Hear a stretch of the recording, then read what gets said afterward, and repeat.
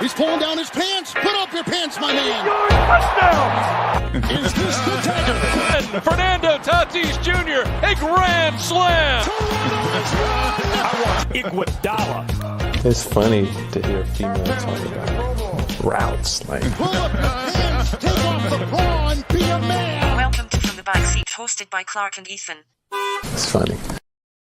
Hello, and welcome to From the Backseat, reporting live after the Steelers-Cleveland Browns Thursday night game. Clark, how you feeling? I'm doing okay. Truthfully, trying on these new headphones, aren't they just so sick? Probably going to take them out mid-episode because I look like an idiot. But bummer of a game today because I decided to bet on two poverty teams, being the Browns and the Steelers tonight. That's why you don't bet on bad teams. Just a loss of money. Just burn some cash away, I guess. Tough to swallow that. Good thing it wasn't a lot, but note to self, it's my golden rule. Don't bet on crap teams. I decided to do it twice tonight. Well, it's okay. I picked the Pittsburgh Steelers and pick'ems this week because my reasoning was I was like, well, like Cleveland, all they're going to do is run the ball, and Pittsburgh has a pretty good run defense. And I think Mitch Trubisky is better than Jacoby Brissett. So that was kind of my thinking on it. And I was way wrong. Yeah, so, I always thought I thought the game would be closer. It probably was, beside for like the just worst hook and lateral attempt of all time that you saw. Not only that, something I want to talk about is what was Mike Tomlin's coaching decisions in the fourth quarter? Why did they punt that ball down 9 with 4 minutes left from their like? Why didn't they try to go for the touchdown when they were fourth and like inches at that one point? The field goal, you got to have it, but it's easier to get later in the game with the one time out. I didn't get the coaching decisions at all. No. I think go ahead. Well, I was just sitting there like, what are we doing? Like, you guys just want to lose at this point. Yeah, again, this is a Steeler team and I know they beat the Bengals and they can rub that on my face, but the Steelers are a really bad team. And it's even worse now that they don't have without TJ Watt, the pass rush is bad now all of a sudden. Like, you see how much he adds off the edge. Like, Cam Hayward's still really good, but outside him, like Highsmith is not nearly as effective. Pittsburgh looks really bad. They look terrible. You know what I want to talk about with Pittsburgh is, who kind of looks like, I don't want to say a shell of themselves, but who does not look good early? Hold on. Tell me. Najee Harris. I don't know if it's Najee's fault or the fact the offensive line is just a joke. Okay. What I really talk about is he's so bad in pass protection. He is anemic in pass protection. I actually think Najee, what concerns me the most is the vision. I think he misses holes sometimes. I think he does. I think the vision's a little bit concerning. I know the offensive line isn't great, but I do agree Najee he's not a shell of himself. He's just not doing himself a lot of favors at this point. Well, I also think it's tough because Pittsburgh uses him so much. I think the other thing about Pittsburgh is, without even the Mitch Trubisky conversation, because that's a whole different thing. Mm-hmm. But for the amount of weapons they have on that offense, I don't get how they're not able to move the ball. Like, even if you have a bad quarterback, you should be able to get yak from Deontay Johnson, Chase Claypool, George Pickens, Najee Harris, Pratt Freiermuth. All of these guys have yak ability. I don't get it. It's because the offensive play calling is terrible. It's very vanilla. The only time they had success the last couple of games, or really even this game itself, is when they had a lot of motion and misdirection. They really, as just a step back offense, can't run anything straightforward. It doesn't work. Well, and one thing that I know Mitch Trubisky excels in, and it's like the one thing he's good at, which this offense sucks at, is rollouts. Every time they run a PA rollout, there's just an edge defender like immediately in his face off that side. I don't know if they just can't block it or what's going on, but the Steelers' offensive line isn't good. I think everyone kind of knew that going into the season, but I would agree. Mitch off script isn't good. I feel like everyone's kind of known that. Mitch himself really is just not that good. I know a lot of people thought this would be some sort of renaissance after he studied like 1 year under Josh Allen. But Pittsburgh in a lot of ways looks really, really bad. They paid $10 million for Mitch? Something 2 years, something like that. What a waste of money. And I get it. Maybe they don't want to pick it out there because they don't want him to get hurt. But other thought, what if Kenny Pickett looks worse than Trubisky? How could that be possible? I watched preseason. He looked better than Mitch at times during the preseason. I know, but again, maybe in practice against actual defense, he might look worse. be a really tough task at this point. Let's be honest. I know it'd be a tough task. I mean, I would be putting Pickett in at this point because you have nothing to lose. I mean, really, after this game, if Mitch is starting, then maybe you do have to ask that question: is he that much worse? Also, I don't like if Pittsburgh ends up with, let's say, a top 5 pick, which I don't think is out of the question at this point. Watching this team, no. You draft a quarterback again. We think we touched on this last episode. If you're inside the top 5, you kind of have to. And I like Pickett, but if I'm Pittsburgh and I can sit there and maybe you have a shot at CJ Stroud, maybe you have a shot at Bryce Young, I think you have to consider it. I mean, I know you just took. I think you have to pull the trigger. But I think the Kyler Murray thing showed you got to move on. Well, yeah, I mean, because here's the thing. I think people liked Pickett, but there was a reason he fell to like 20, right? I mean, I forget exactly where he finished up at with his draft selection, but people didn't move up to get him. You know what he kind of feels like to me? Remember when EJ Manuel got taken? Yep. Like, people like, okay, they was like, all right, EJ Manuel, I kind of get it, but the next year's class, I think everyone kind of came to the sense like, I would take any of that over EJ Manuel. Like, just kind of an odd head scratch, or like he chalks up to me. I'm sure, again, we haven't seen him play down, but it's just like one of those guys where it's like, okay, like he felt more like a second round pick in the first round than he was a first round pick. And I feel like it's kind of feeling that way right now too. Yeah. I mean, we'll see. It's really hard to have something worse than Mitch. Also, a whole different thing, but the Amazon crew of Kirk Herbstreit, why were they complimenting Mitch so much? Like every throw that like was I'll tell you why. Bad. They just kept being like, "Wow, great throw from Mitch." Well, Kurt Herbstreit, if I am not mistaken, is an Ohio native, and as is Mitch Trubisky, is a former Mr. Ohio football. Maybe he's just trying to be nice to a fellow Ohioan, I suppose, but I don't know. I mean, there was a lot of, like on that George Pickett, like crazy, insane catch that he made. They kept saying how great of a throw it was from Mitch, and it was way off target. I would completely agree, but I don't know. It's like, it's weird. The media is weird sometimes with stuff like that. Like they choose who they praise and they choose who they want to just strike down. And I guess they want to be on Mitch, but I really don't think if you're a Steelers fan, I don't think most Steelers fans want Mitch starting. And I really feel like there is no excuse to have him starting at this point. The offense doesn't do anything. No, I mean, the offense is bad. Mike Canada is calling bad plays. I mean, have they scored over 17 points, just the offense, without any points scored from the defense? No. How many did they score last week? They scored 14. Yeah, then no. Because they scored week 1, they had 7 from the defense, and they won 23-20. Yeah. So if you take tonight was their highest point total at 17. Jesus Christ. I know that, like, okay, I think the Bengals are a good defense. I think all the defenses they've played are good. But I don't see this as a team. It's it's because of the competition that's slowing. Well, down. The thing is, the defenses are good, but they're not great. Like, no, we're not talking about elite defenses here. Like, they're good enough to like, they're top 15 defenses. I think they've probably played. Yeah, but they're not elite. It's not like they're going up against the Buccaneers. I would say, I would say you can make me a compelling argument that these are like the 11, 12, 13 defenses they've played. But you're right. They're not teams like Tampa Bay. They're not a team like, who would be another example? Buffalo or something like that. These are just, they're solid, very good defenses, but they're not elite. So who did they play last week? They played New England. Oh, yeah. I mean, New England's solidly, tough. Fundamentally. You know they're going to be a solid. They're going to do the right thing. You're not going to make boneheaded mistakes. But it's a whirlwind in Pittsburgh right now. No, it's not a good. I would not be feeling confident if I was a Pittsburgh fan. I don't think for how much offensive talent they have, the fact that they're not putting up more than 17 points is like downright horrible. Well, like we saw tonight, Pickens obviously has stuff. Like, Pickens is a really good player.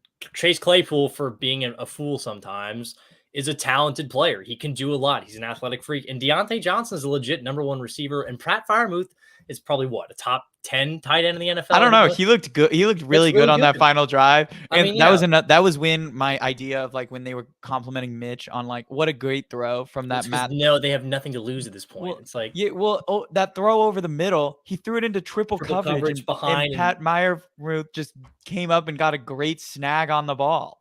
Well, like my thing too, I think the last drive too, like that was the first time Freiermuth was targeted all game was on that final drive.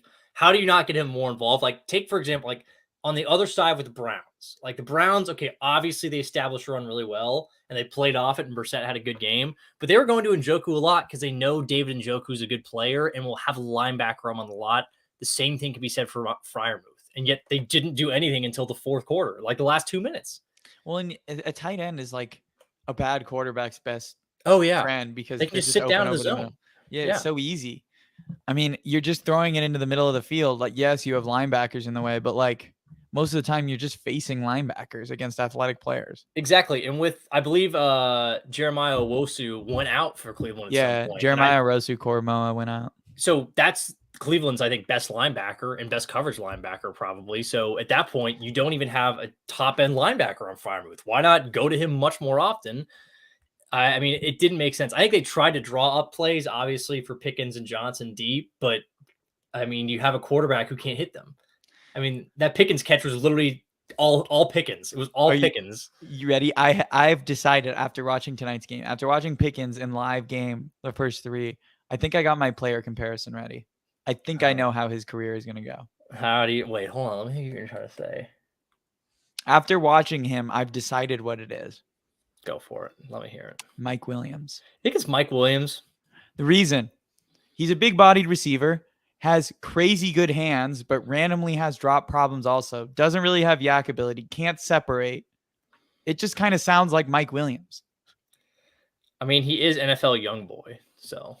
Yeah, I mean, when I was watching the game today, I'm like, man, this is just like watching Mike. This is just what it is. This is the experience. You throw slants to him. You try to throw screens to get him involved that don't go anywhere. He makes crazy, insane deep coverages on plays that he can't separate on. He like almost makes another spectacular catch that almost leads to a pick. I know it's just odd. It's just I mean I like Kenny Pickett a lot. I think he's a solid player. I think the Mike Williams is a nice one. I think he might be able to. Yeah, I think he might be a little bit better. Maybe we'll see. I mean, I'm just saying but we're also the wrong people to talk about Mike Williams because we're both kind of down on him. But a lot of people I like Mike Williams more than you like Mike Williams. Yeah, you are down on him. I'm really down on Mike Williams. He hasn't started off nearly as strong as he did last year. I'll say that. Well, I mean, he was really good in the Kansas City game. My issue is just like he just disappears for such long stretches of the game. Yeah, and that's my thing of like. He's great. He makes these spectacular catches.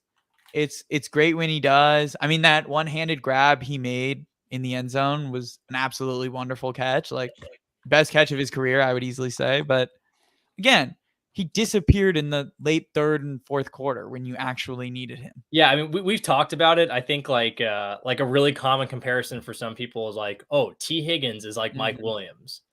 I'm like, I think – because I don't ever see times where it's like, oh, T has been MIA for 3 games. What happened to T Higgins? I don't know. I don't like Mike. I think you're right. Because I think Mike Williams, when it just breaks down, your always point is that he's like kind of a one-trick pony. Like, yeah, that's always what I say. That's he can do one thing, and he's good at his one thing. Really good at it. He's good at his one thing. I'm not gonna lie, but like in the modern NFL offense, you can't really have a player who can do one thing. Because it disappears, just like Pickens has in these first 3 games. There's a reason he hasn't been that evident, honestly. I know. I think like you see the signs though. I mean, they should be targeting him more. No, they should. I mean, he's like when he's over on the sideline, like him getting mad, like where's the ball for me? I kind of get it because when you see him make plays like that, it's like why wouldn't you go to him more? Because at this point he's getting their number 3 corner probably. But again, my biggest issue with the Steelers offense right now is why aren't they drawing up yak opportunities for Deontay Johnson? It's like, know. That's why he's on the team. Like, I mean, he's a great receiver, but he has drop issues. You can't always be targeting him in the deep part of the field. You're just asking for trouble there. Put the ball in his hands. I agree. I think there's a little bit more that needs to be done there. Yeah, I mean, they seem to like him deep. I mean, I think he's been solid this season for sure, no doubt. He makes some circus Yeah. catches. But yeah, I think they could get him a little bit more involved in seeming just a deep threat at this point. I think his skill set goes a little bit beyond that. I mean, actually talking about Pittsburgh's offense more, why is Deontay Johnson even a deep threat? I mean, you have Trace Claypool and George Pickens, who I are know. much better deep threats. I think I would, my deep threat if I was Pittsburgh right now would be Claypool. I think he would be the guy because the length, the athleticism. I think Claypool actually, in my mind, reminds me more of Mike Williams than maybe. I'm just saying because of just how he played tonight. It might not be on, but when I was watching it, I'm like, man, that circus catch, like Mike Williams makes plays like that. Exactly. Where there's no separation at all. Like the ball is slightly there. He makes a crazy catch and then he just disappears because he can't separate. No, I totally agree. I mean, we'll have to see how his career progresses, but I don't think the Mike Williams comp right now is that bad. No. Let's talk about Cleveland a little bit. What do you think of the Jacoby Brissett experiment? Brissett's look good. I mean, 4%, I will say they haven't really played anyone good yet. So there's not a lot to go off. Like the Steelers are a solid defense, but obviously without TJ Watt, things take a step backwards. I think Cleveland is doing well because they know what their strength is, which is running the ball, and they can play off of that really well. You saw it tonight with Amari Cooper. If I'm Cleveland, I think you have to feel pretty good at 2-1 right now. You really do. I thought realistically without Deshaun, they would win 3-4 games at most. So they're already halfway there. I don't know how things will hold up against.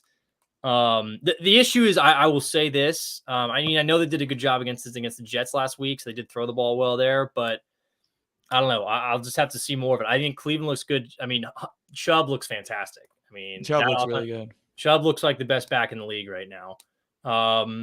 Amari Cooper looks really good. Him and Jacoby Brissett clearly have a connection that's working. He's had some really nice plays tonight. I regret not starting him in fantasy football in one of my leagues. So yeah, I think for all intents and purposes, Cleveland should be satisfied. Obviously, I will say on the defensive end, the pass rush certainly lacks without Clowney there.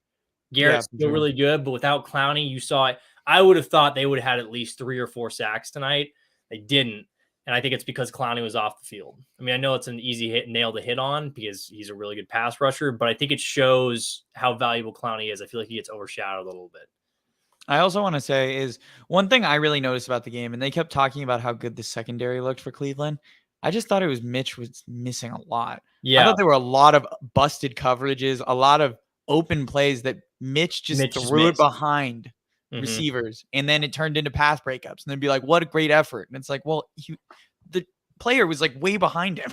Yeah, and I'll say, I mean, it'll be Cleveland has an interesting stretch coming out. They showed their schedule moving forward. I think it'll really see where they lie in terms of what they're able to do. So, like, I know Pittsburgh is an absolute ringer, but let me see. So, following this game, they have what? Let me see. They have Atlanta. They should win it against Atlanta. The Chargers, I would imagine the Chargers would win. The Patriots, that will be tough. The Ravens, the Bengals, the Dolphins, and then the Bills. Jeez. So, and then the Buccaneers. Jeez, that's a ringer of like 7 games in a row. Yeah, well, you should hear Pittsburgh's. I know Pittsburgh's is like just as bad. Pittsburgh's like just as bad, but I mean, I know it's like really tough. So for Cleveland, I could see them getting a couple wins out of that for sure. But we'll see. I don't know. We'll see. I mean, watching this game, I was just like, man, if either of these teams make the playoffs, they're just going to get creamed by any of these juggernaut AFC teams. Well, again, I think it's early, but it's early. I mean, well, I think Pittsburgh will. I don't think Pittsburgh won't make the playoff. I know Mike Tomlin, but this looks like right now the way things stand. Typically, like this would be a game that Pittsburgh I would have thought could have won ugly. Yep, and they weren't in it all night. It felt like. No, they had no shot all night. And Nick Chubb just was running all over them. And I think you saw, like, for the game they beat Cincinnati, credit to them there. But it took everything possible going their way. 5 turnovers, 2 missed kicks inside 30 yards from to win that game. I mean, you're not going to get that, but maybe once a year, twice a year. And if that's the only way you can win, I don't know. No, it's not looking good. No. I don't know. As I'm watching these AFC teams, I'm just like, man, For how much parity it feels like there's in the league right now, there's a lot of good teams, but the elite teams right now just feels The so question mark. much ahead. Yeah. Like the Bills feel so much ahead. Well, the of these Bills teams. just like through these first couple weeks just feel like you can't touch them. I don't know how you stop them, and they seem to be really good at stopping everything else. Man, they're just rolling. I know. They're just rolling. I mean, so we'll see how they play against Miami. I If think I Miami really think wins, I don't know. I then- feel like Buffalo is gonna.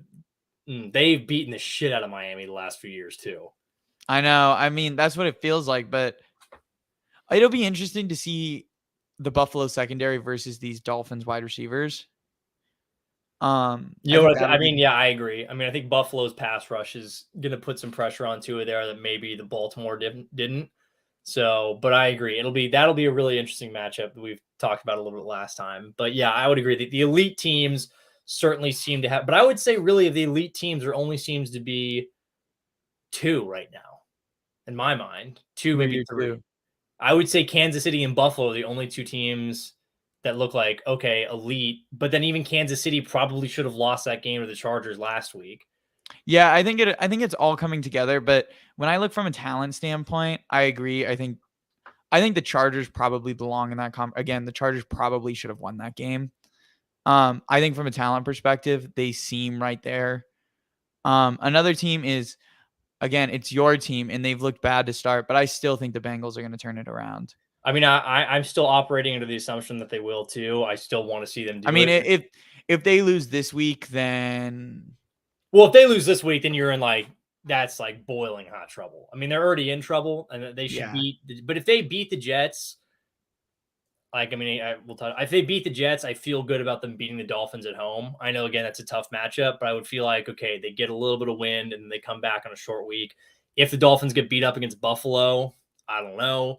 We'll see how it goes. But yeah, I think Cincinnati talent-wise, again, it's just nothing has worked. They haven't done anything well. But the talent, I would agree, is certainly there. I would also argue, I still think the Ravens are in that conversation. No, I think the Ravens are too. I guess what I'm saying is that, yes, there's certainly teams who I think have elite talent, and you can tell. But I'm saying, like, who's put it all together, it's a minimal amount of teams.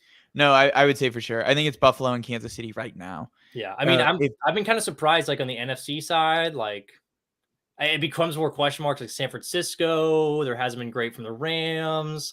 I would still call. I know the Bucs offense still hasn't looked great, but that defense is just cooking with gas right now. The defense does look phenomenal. I guess you could call Philly that, but yeah, I think Philly probably belongs in that conversation. But I'm not. I think Detroit belongs in the conversation. I think a lot of people, if Detroit wins against Minnesota, I think a lot more people are going to have to take that team seriously. All right. So this is a perfect segue. So I wrote a couple start bench cuts, and now I want to get into. So today I posted my stock up, stock down. So I'm going to ask you of my stock ups. So we're going to play a game of start bench cut. Yeah. So I'm not going to try to say like Super Bowl contender here, but whoever you think is going to go the furthest is really what I'm asking. So start bench cut the Detroit Lions, the Jacksonville Jaguars, or the New York Giants. I will tell you who I'm going to cut. I will be cutting the New York Giants. Okay. I like what the Giants are doing. Giants fans should be excited. My concern is still at the quarterback. That is actually the quarterback I have the least amount of confidence in. I really like Brian Dable. I like what they do with Saquon Barkley. But I think their first two games that they have won, while they are wins, are ugly wins. They're not anything that shakes my world that makes me sit there and think, oh, this team has the stuff. While I feel like the other two teams that you just mentioned, I've watched them like, okay, statement. They look like they have the firepower. They look like they have the juice. They're younger. They show a lot more to me in my mind. No offense to the Giants. The defense is very strong. I don't trust a lot on the offensive side right now. Yeah. So I would say I will cut the Giants. And then between the other two, it's really tough. Because the quarterback in Jacksonville, I really like. I told you, don't give up on Trevor Lawrence. I never said I was. No, you didn't. I know a lot of people were down after that first year, and I knew it was just a matter of getting a better coach in there. The personnel has worked. He's looked much better going through. And both these teams are similar between them because they have terrible divisions. Yep. However, I will start the Lions. Wow. I think the Lions are really going to shock people. I've been on the Lions. Are you on board with my hot take now? Look, I mean, we have to look at it like this. Like everyone thought the Vikings, like, oh, they beat, Green Bay week 1 at home, but then they got their stuff stomped in by Philadelphia. Who is the team that took Philadelphia to 3 points and outplayed them for the better part of a game almost on their home turf? It's Detroit. I think there's something with Detroit with Dan Campbell. You can say, oh, do I question what is offense? The offense is great. The offense moves people to the offensive line. The skill position is much more solid than people want to give it credit for. I know Jared Goff isn't like a world beater, but Jared Goff's one of those guys where he knows his role. He does his job. He's going to do enough to get it done. I would say I'll start Detroit. This is very close again. Start Detroit, bench Jacksonville, who I do think is actually at this point going to win the AFC South. And then I'm going to cut the New York Giants. So I want to talk about something in Detroit because people keep asking like they don't have good skill positions. They do. I think outside of Nick Chubb, I think Deandre Swift has looked like the second best back in the league. I mean, I think Swift is becoming what I think a lot of people think Christian McCaffrey is, who's constantly hurt. Swift is a great receiver out of the backfield. He's so good. He's so good. He takes. I mean, that screen pass, he took that on that broken play at 20 yards into the touchdown. Yeah, I think again, him and Amon-Ra St. Brown do so much. And St. Brown is not just a guy who does stuff. And they don't have middle. Jameson Williams. I know. It is a lot going on there. And you people, again, the best part about this football team in Detroit is the offensive line is unreal. It's so good. It's an old, that thing, the offensive line is like an old school thing to brag about, but then they have all these other little toys around them with a guy at quarterback who will do enough to get them the ball. I mean, that offensive line, to me, the Lions are showing this is why you spend a lot of early picks on offensive line. It works. Because, again, even if you don't believe that these skill positions are good, they're being made good by how much time Jared Goff has to give it to open receivers. Oh my gosh, yes. I don't know what his time to throw per play is, but I'm assuming it's got to be one of the best in the league. It's so good. They're just moving the ball. I don't exactly know what his numbers are. I know that they're better than what they were last year, and I would have to assume it's because the offensive line has just gotten better. And he doesn't have a lot of people ever in his face. Philadelphia, who they played, that's a good defense. There's some good guys up there on the front seven. I don't remember him having a lot of trouble, and dropping 30 points on that team when a week later Minnesota did nothing makes you think. It makes you hang one. All right, so now what we're going to do is we're going to do another start bench cut. And so this is of the 0-2 teams. Yep. So start bench cut, the Cincinnati Bengals, the Las Vegas Raiders, or the Indianapolis Colts. So we're going to cut the Colts. I think it's pretty straightforward. So I will say about the Colts. So this week in Pick'ems, I was feeling a little gutsy because last week I lost because of stupid games. I didn't like games that they shouldn't have lost. So I picked Indianapolis to beat Kansas City. We'll see if it sticks. I don't think it's going to. It was just one of those. I knew I was going to be the only person to predict it. Mm-hmm. And that's how you got to win these sometimes. All right. So I try. We'll see. I think the Colts are really bad. I think the Colts, look, the Colts have a lot of, I think the defense is still okay. I think the defense is it's still solid. It has playmakers. The problem is all on offense. Matt Ryan looks his age. He looks old. Yeah. He looks old. The skill position players, Jonathan Taylor's a great back, but the reality of the situation is you have one wide receiver on the outside right now. That's it. Michael Pittman was out last week. They put up 0 points because, like you said, they stacked the box. They know what's coming. You can't fool it. And if that's really how little of skill position players you have, it's worrisome. It really does generate a lot of worry. That's my thing with what I've seen from the Colts is that there's not even flashes of what it could be. There's been nothing, truthfully. No. The tie against the Texans and then being shut out against the Jags. I don't know. It's bad. It's bad in the water. Then for the bench and the cut, I know people will call me a homer. I'm going to start the Bengals. Look, I know people are down on them after 2 weeks. I understand it. I fully do. I think they have the best quarterback. I think they have the most talents out of these all three teams that we've just named. I'm a firm believer eventually talent rises above. If you have enough, it plays up. I think Cincinnati will get things right. I know it's been a really bad 2 weeks. I think Burrows looked really bad. I think the offensive line is certainly underwhelmed. I think the defense has actually done a good job. The pass rush has not been nearly as good as it was last year with Trey Hendrickson. I think they get that going a little bit more with Lou Anarumo. But again, this is a team that went to the Super Bowl last year. You can call it a fluke if you want. They did a lot of the right things. They have a super talented, especially on the offensive side with the playmakers. People can say, oh, they're clearly have fallen off. I think it's been 2 really bad games. I think it's been a product of the offensive line not meshing. I think it's been a product of Burrow trying to do too much, making bad decisions. But I still think that's an incredibly talented team, and I expect them to get it right. I'm sure this will bite me in the ass, but I'm confident in this team getting it back together. It would be really shocking if they didn't. It would be like I would have to question a lot, especially the coaching spot if they didn't. But yeah, that would be my start. And then my bench is Oakland. Again, Vegas. Jesus Christ. The Raiders. It's okay. I think the Raiders, again, look, this is a team that clearly has talent. And again, I just told you, I think talent rises above. I think the Raiders get it right. I think Carr is also maybe on a little bit of the same edge as Burrow in that he's forcing too much. He's just trying to do too much. My worry more with the Raiders is that the defense, it's played solid, but I don't know. And even the Raiders really, truthfully, in their mind, they should be 1-1. It took a miracle last week for the Cardinals to come back and win. And again, we talked about it. We didn't think that catch by AJ Green. No, I don't think that was a catch. Because here's the thing I will say. Exactly. Wait, one thing I want to say about this before we move on is if that AJ Green catch is a catch, then that Asante Samuel pick in the Kansas City game should have been an interception. Yeah. So here's another point I'll make too for the Raiders and the Bengals. The Colts last week lost horribly, and the Texans game, they were down for the whole thing and barely got lucky to come back and tie. For the Bengals and Raiders, at least in their games, first game didn't go well. At least they were in it the whole time. It was a game that never got away. They clawed back.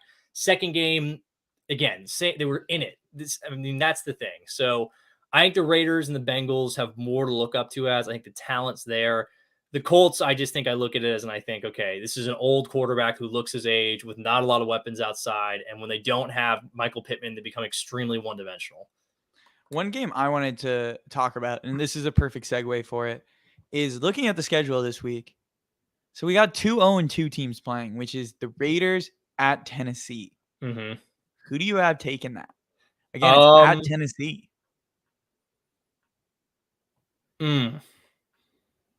I think the Titans look really bad. I think they look really bad. I picked the Raiders, but again, this is another game. I could see the Raiders losing. I could see there's a lot of games you could see a lot of teams losing, but I think the Raiders, the Titans, I think the Titans, Vrabel could be really good on a bounce back. Maybe you get that. But Derrick Henry doesn't look right. They don't have weapons on the out. The secondary for the Raiders shouldn't be a concern in this game because Nate Hobbs is really good for the Raiders. Nate Hobbs has played really well for them, especially in zone. I just think, the Raiders in that game, I would take the Raiders because I would think, again, the offense has more talent. They possess more firepower, and the defense is played above average. And the Titans' offensive line isn't that good either. And I think Max Crosby's going to be able to get back there. Same with Chandler Jones. So I would expect, I believe, if I'm not mistaken, last year, Chandler Jones, this is a game against Tennessee where he had 5 sacks last season. Oh, I don't know if it was week 1. I think it was against the Titans. Oh, well, it might have been. So he comes back to a team he just ate their lunch last game, and now he's Max Crosby the side of him. I would say I would be very confident the Raiders winning that game. Yeah. All right, so I got one last start bench cut, and this is us moving over to the MLB for a second. Mm-hmm. And this is records. Mm-hmm. So start bench cut. Aaron Judge hitting 62 home runs in a season. Albert Pujols hitting 700 home runs in his career. Or Seattle breaking their 20-year playoff drought. I feel like you got to start 700. What is that? I think it'll put him top 5 all time. That's pretty remarkable. All these, truthfully, in their own right, are very cool. But I would definitely start Alberts. That's easily the most recognizable. 700 is a huge number. I do hope he gets it. It would be a cool moment for him. Not a lot of guys obviously have done it. Again, he's an international player. I think that would add another cool level to to everything itself. He's been a player and a staple of this league for a long time. I'm actually surprised. I know I riff Albert for being old, but I was actually really happy the Padres did something for him and Yadier Molina. I feel like some reason Albert has not gotten this farewell tour that a lot of other stars have. And it's kind of been shocking for the number of Hispanic born, Latino, international players who like Machado. These are guys that grew up idolizing him, and there's so many around the league. And Albert, I feel like, has gotten absolutely nothing. So I was really happy that the Padres did give them something, a surfboard that was cool. But Albert's 700 again. I hope he gets it. I'll be intrigued to see if he comes back. If he doesn't get, if he's at 699, come back for just one more season until you hit it and let it go. Then, I mean, who wants to be stuck at 699? So he's my start. My bench will be the Aaron Judge thing. Aaron Judge going for 62. It's something that hasn't been done in a really long time, and especially not by someone who hasn't been popped for roids. Yep. I think Aaron Judge is a physical beast specimen. One of those guys I actually like. I don't love the Yankees, but I do really like Aaron Judge. I think he seems like a really good guy. What he is, like, just the idea of he's like a rescue hero. He's like 6'8", just hits tanks, plays great defense, can run. I mean, him doing it in New York would be really cool. I'm very confident he'll go over the 62 mark at this point. He seems unstoppable. Sure. I don't know if it's still in my mind a tough question for MVP. It really is. Really, it's for me. It's not. I think you got to give it to Judge. He will get it, but there's a very compelling argument. No, there's an argument for Ohtani, but in my mind, and this is gonna sound like a bad argument, but I mean, Ohtani won it last year. Like was the MVP last year. Like, I think if Judge was doing this last season, you would still see Ohtani get it because I think you would too, for sure. But I think because Ohtani did this thing last year, I think just Aaron Judge. No player has hit for the amount of slugging that Aaron Judge is hitting for right now in a long time since the steroid era. Yeah, it's pretty remarkable. I mean, this is what it takes to be that good. I mean, to have this kind of slugging numbers and hit that many bombs. And in my opinion, if they give it to Ohtani this year, then Ohtani's going to win it every single year of his career. I mean, you could make a compelling argument that Ohtani should win it every year. Well, he should. I mean, I totally get it because he's a two-way player. Most valuable. Yeah, but I guess it's, in my opinion, yes, he's the most valuable. But then there's also the part of me of like, come on, the Angels are like a bad team. Like, I get that he's the most. Your team shouldn't figure into it. Your team shouldn't. It shouldn't, but it always does. I know what you're saying. It does figure into it. I don't think it should because it's off the player value it is. But I agree. Judge should take. He will. Take I just think. MVP. I think it would. I just think it's ingenuous to the league if they give it to Ohtani again, just because he won it last year. He's not on a very good team. He's not going to be in the playoffs. Whereas Aaron Judge is breaking all these records. He's setting standards. I mean, people are waiting for him to tick past. He plays in New York. I don't know. And maybe it's just the I'm falling into the media argument, but I don't know. Ohtani won it last year. I mean, yeah. I mean, who's the top? I mean, Judge actually does still lead Ohtani by a whole point in WAR this season. So yeah, Judge will win it. Judge should win it. I mean, Judge should win it. There's a compelling argument again. I still think in my mind for Ohtani. I think people can recognize that. Yeah, I think that'll be my. I think there's a totally legit argument. I don't think there's anything wrong with arguing about it, and the people who get all mad need to stop. But because that's one thing that bothers me. I will say from New York fans is that they throw off like, oh, this shouldn't even be a conversation. No, it is a conversation. Yeah, it really is. If you really want to have the conversation, I mean, that's they're like West Coast bias. I mean, that's like exactly. I mean, the West, like John Heyman again. I tweeted it, but like John Heyman thinks that there's a West. Like, are you kidding me? A West Coast bias? Like again, my always thing to just put down the idea that a West Coast bias ever existed is when Christian McCaffrey didn't win the Heisman, and about 20 or 30 guys that rode on the East Coast put out, oh, we just didn't stay up late enough to watch his games. Like, are you kidding me? It's your job. So the West Coast bias thing is such a load of horse crap that, I mean, it's just insane. Yeah. So, I mean, there's totally not a West Coast bias. I mean, no one likes to admit it, but like almost in every league right now, all the top teams in the leagues are playing on the West Coast. Exactly. Like, here's the thing too, like people want to hear this, but I'll be honest, like all the better teams in Major League Baseball reside on the western side of the United States practically. I mean, Seattle is playing better. Yeah. Seattle, the Mariners are playing better than the New York Yankees right now. I mean, the Dodgers are playing better. I mean, heck, even currently right now, the Padres, I think, would beat the Yankees in a series. I mean, again, if we just look at championships, I mean, LA has won 3 championships in like the last 4 years. Yeah. So the West Coast bias thing, forget that. It doesn't exist. Everyone knows it's just the East Coast bias. There is no West Coast. You can forget that. No. Sorry, and they take it as West Coast bias because all the teams are good right now. Yeah. And here's the thing, I mean, they're not even exactly West Coast, but I text you guys to see the Houston Astros are so much better than the New York Yankees. They're so much better, but they're closer to the middle western side of the country. They don't get nearly the talk about it. That team is just easily I know they had the cheating thing. For the last 6 years, that team has just cleared everyone in the American League, basically, minus that 1 year with Boston. It's just unbelievable. But yes, well, to get back to the original point, the bench is Judge. And the cut to me is the Mariners, because here's the thing. I think it's a really cool story for the Mariners. I'm happy for Mariners fans, but it only took this long because you finally got an ownership group that actually cared. And I really feel like all hand before this, the Mariners ownerships, franchises, they were coached shitty. They didn't have talent. They didn't get put into enough. I mean, you could have figured out this problem longer ago if you decided to finally spend money and invest in the team. For sure. No, I get it. I mean, just right now in the state of sports, like, it's a pretty exciting time, especially, again, we were just talking about all the good teams on the West Coast. Going as a West Coast sports fan, it's a pretty exciting time. No, you're surrounded by a lot of really, really good and exciting teams. Plenty of them.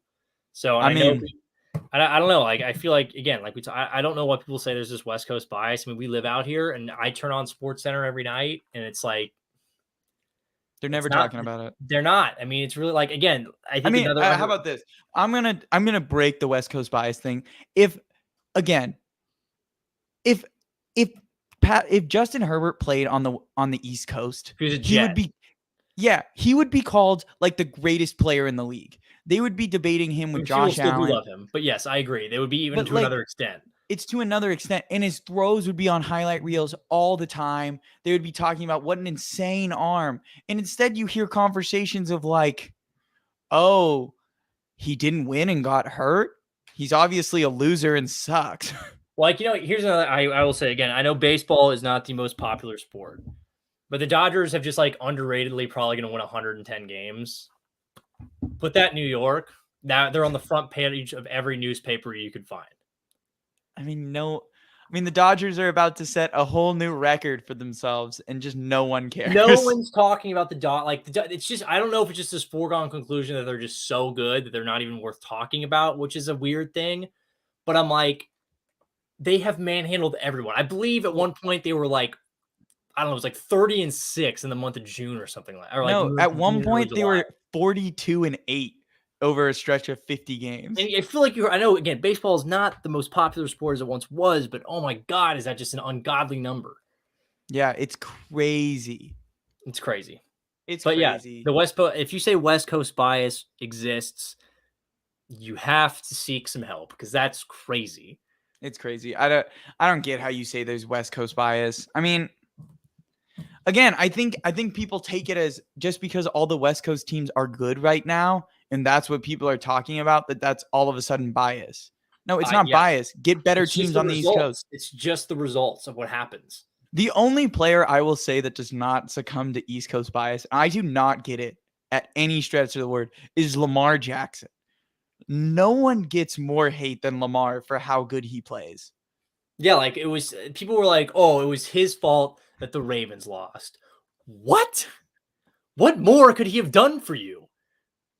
I mean, that's a guy, truthfully does everything. He puts that team on his back every week. If the Ravens did not have Lamar Jackson, it would be so bad. They would be a bad team. They would be. I mean, Lamar, in my opinion, is like, I'm really thinking about my QB list. I'm like, man, I know I put some of these passers above him, but I look at it for what he does for his team. I'm like, this guy's top 5.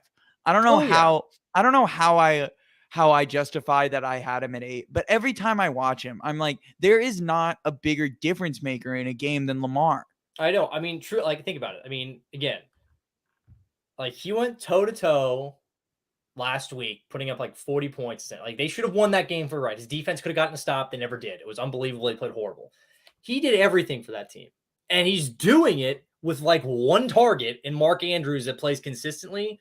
And then there's Rashad Bateman, like Devin, like Duvernay, who it's just like, oh, they're there for a play or two, maybe. And that's it. The running backs, again, I told you that's that. And the running backs outside of Lamar Jackson have 31 carries for 82 yards. That's pathetic.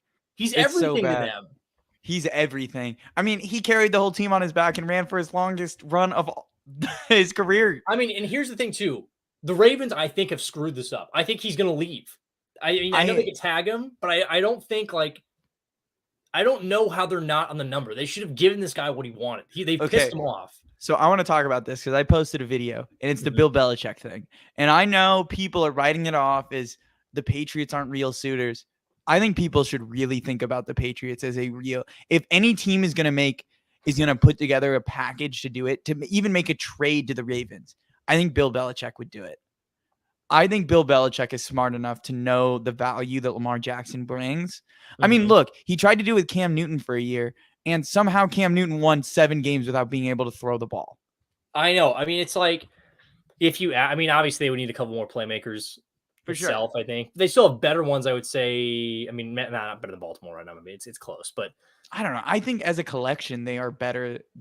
yeah, because Damian options. Harris will run the ball better than anyone they currently have.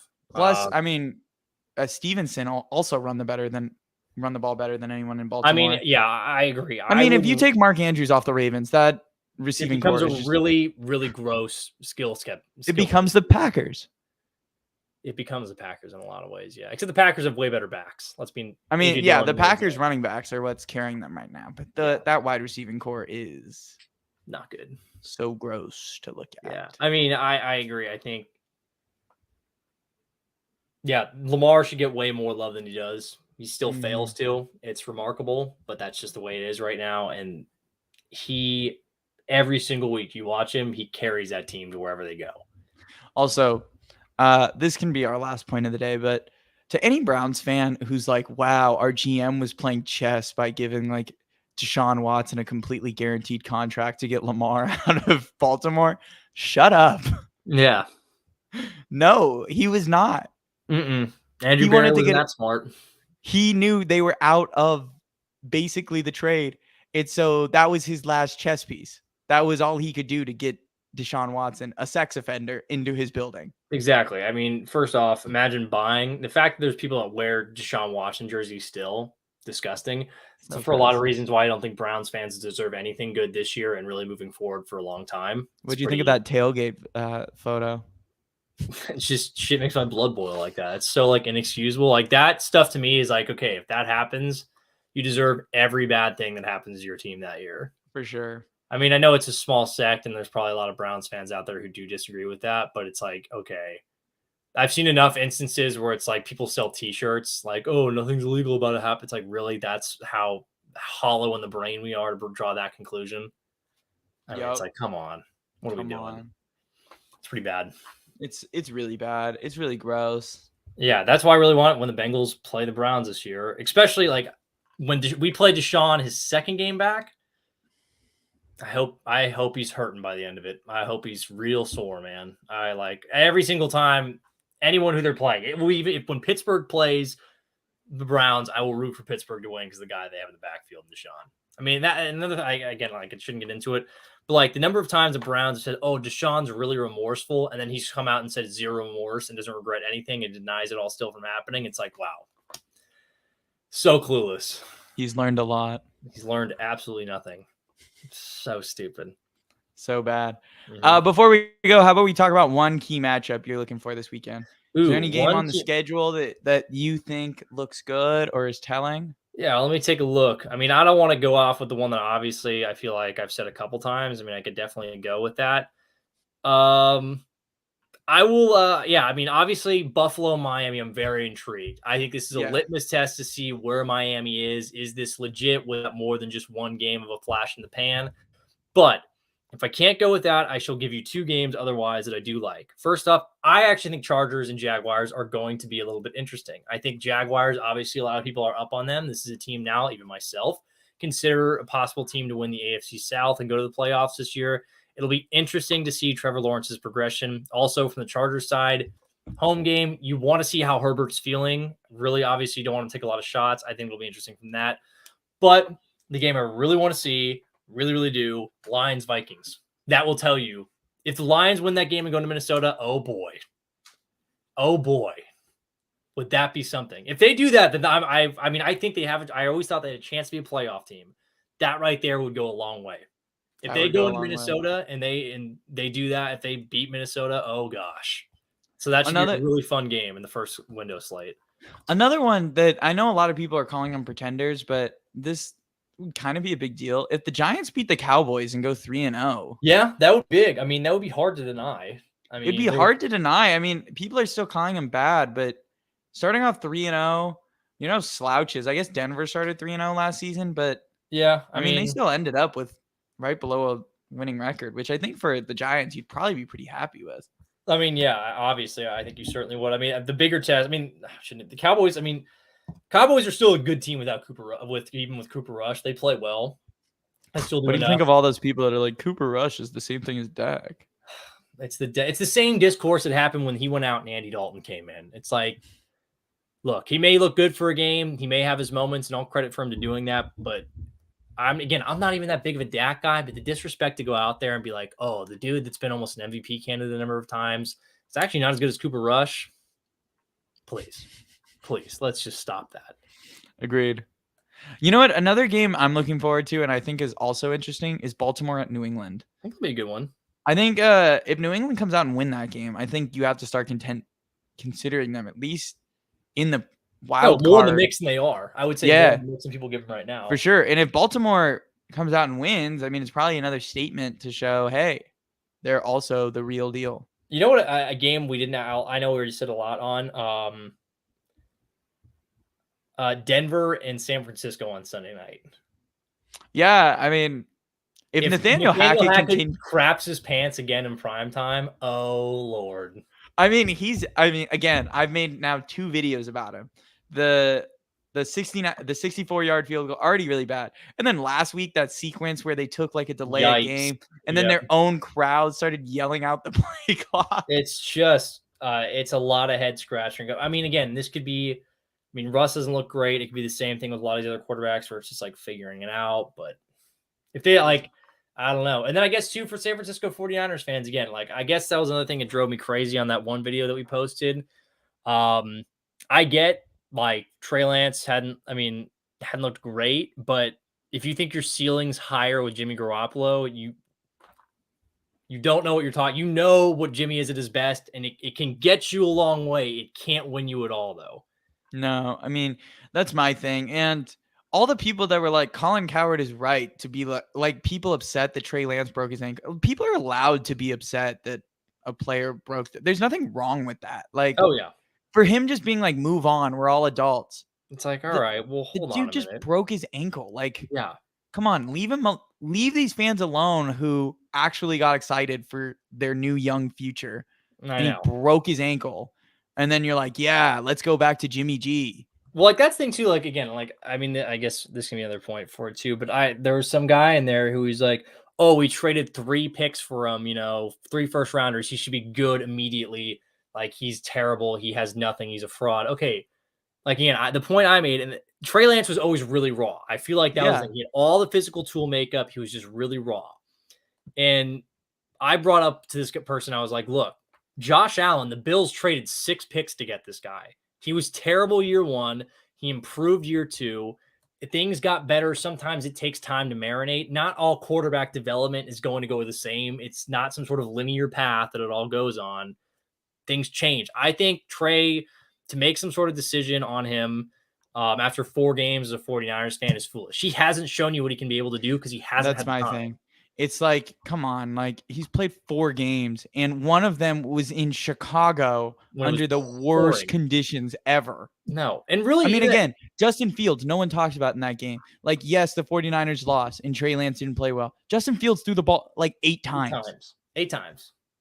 And I feel like in the Seattle game, that would have been a really good test to see how much he had grown because it was fine. It was a home game. You could have seen it. I felt like he looked okay, and then that happened. It's just they were going down to score on that drive. If they score on that drive, that could have been a game that's coming out for Trey Lance, but it's unfortunate because it gets taken away. It's unfortunate. And I mean, again, I called it out as Colin Cowherd, stop.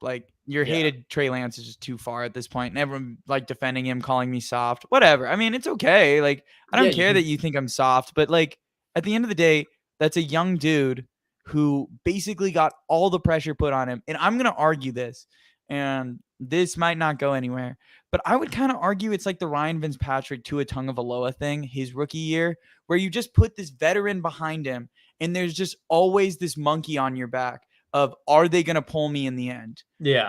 And you're just overextending a little bit. Again, Tua, and I will say this, I think Tua is a good, talented quarterback, but it is hard to deny that the Dolphins did not screw with his projection his first year by pulling him in the fourth by quarter. continually taking him in and out, in and out, in and out. It's like, well, he doesn't know what to like. He doesn't know. It's like walking on eggshells. A rookie quarterback, a second-year quarterback, the mistakes are going to happen. They are going to be Agreed. There. I mean, and with Trey Lance, I got to imagine. I mean, I'm not saying the broken ankle happened because of this. I mean, but it's hard to deny that the pressure was more on him because every single fan was like, let's put in Jimmy as soon as you're losing. Oh, yeah. As soon as you're not winning, it's a free. And then look at all of the things. And then to have people, which I think is really gross, to have people in the building reporting almost immediately. Like oh, we're glad we have Jimmy now. Yeah, we're happy. Like the amount of people that were celebrating Trey Lance breaking his ankle, it's like crazy. And then to have Colin Cowherd be like, well, it's not like he killed himself. Like, come on. I agree. It's like, no, well, it's not like he's dead. Yeah, it's not like he died on the field. Yeah, exactly. It's dumb. I mean, this young guy's career might have just gotten crushed, and the 49ers might move on after this season. Exactly, yeah. We have Jimmy G now to make it to the playoffs and then lose in the playoffs. Exactly. Now, actually, what's going to happen is they're going to make the playoffs, beat the Packers, and then lose. It's just probably. That's probably the way it's going to go. I would agree. It's going to go that way. Debo's going to have a crazy game against the Packers, and the next game not show up, and then that'll be it. I would agree. All right. Is there anything else you want to talk about before we move on? I cannot think of anything.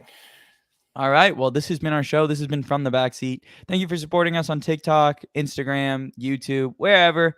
Make sure to subscribe and like if you're watching on YouTube. Make sure to go rate and star the podcast. It really helps on all the podcasting platforms. And everyone have a great rest of your night. Appreciate it, guys. Always love talking.